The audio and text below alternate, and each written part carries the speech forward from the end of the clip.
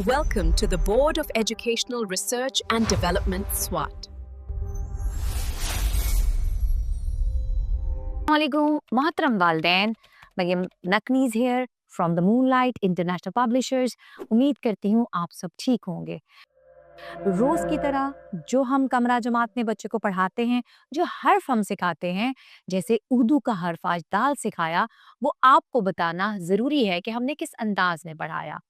हमने बच्चे को दाल सिखाया, दाल की आवाज़, दाल, दाल की आवाज़ है द कहता है दर्जी, द कहता है दरवाज़ा, द कहता है दवात, द कहता है दुम्बा, द कहता है दीवार। तो आपने बच्चे को घर की दुनिया में दाल से कुछ दिखाना है।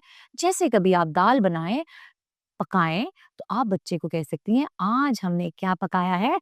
दाल, दाल। जैसे चने की दाल, माश की दाल, तो आप दाल बच्चे को बता सकती हैं। इस तरह बच्चा आपके साथ जो है वो बहुत अच्छा सीखेगा, फ़ैमिलियर रहेगा और हमारे साथ-साथ आप हमारी हेल्प करेंगी, हमारी मदद करेंगी बच्चे को सिखाने में। इसके साथ ही मरियम नकवी को इजाज़त दें। शुक्रिया। अल्लाह हाफ़िज़।